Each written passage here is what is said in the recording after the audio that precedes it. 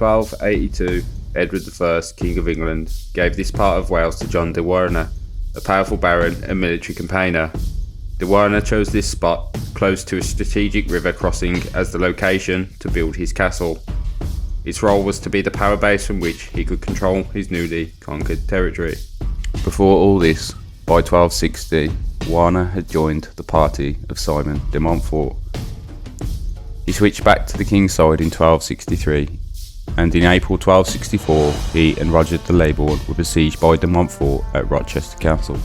In May of the same year, Warenne was present for the Battle of Lewes, fought near his ancestral home, Lewes Castle. After the capture of the king and Prince Edward, he fled to the continent, where he remained for about a year.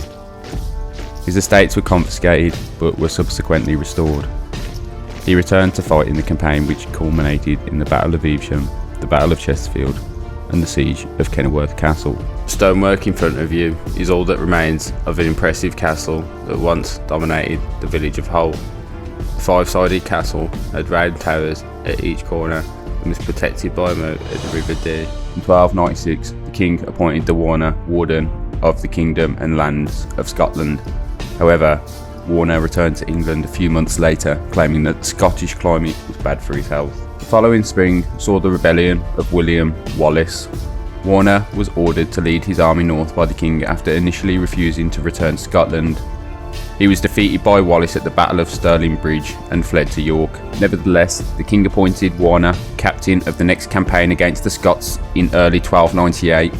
He raised the siege of Roxburgh and he retook the town of Berwick.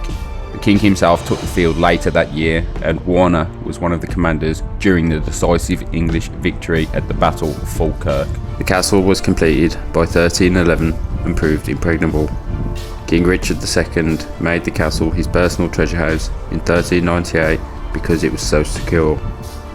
The forces of Owain Glyndŵr failed to capture the castle during the uprising against Henry IV.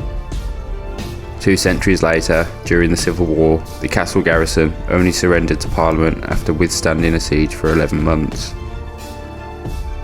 The castle finally fell not to an enemy, but to Thomas Grosvenor, who shipped much of the dressed stone downstream to help build his new castle.